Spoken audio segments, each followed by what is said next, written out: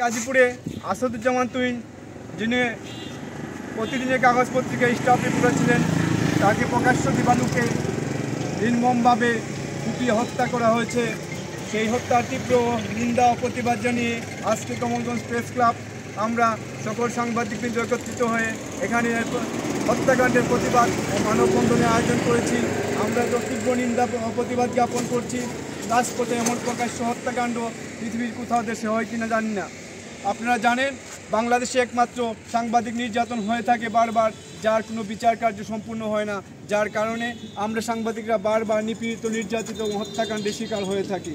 এসে আইনশৃঙ্খলা পরিস্থিতি নির্মম অবনতি এটা প্রমাণ করে পেশাগত দায়িত্ব পালন করে চলাকালীন সময়ে সব সময় সাংবাদিকের উপর আক্রমণ করা হয়, হত্যা করা হয়, যার একটিও বিচার সম্পূর্ণ হয়নি, তদন্ত সম্পূর্ণ হয়নি। দুই হত্যাকাণ্ডের 4 জনকে গ্রেফতার করা হয়েছে এবং আমরা আশা করি এখানে বকৃতসহ যারা হত্যাকারীর সাথে জড়িত ছিল তাদের ফুটেজ দেখে শনাক্ত করে তাদেরকে আইনের আওতায় নিয়ে এসে এর দৃষ্টান্তমূলক বিচার সম্পূর্ণ হবে বলে আমরা অবশ্যই আশাবাদ রাখি। নাহলে আমরা বাংলাদেশের সাংবাদিক সমাজ বৃহত্তর কর্মসূচি গ্রহণ করতে আমরা বাধ্য থাকি।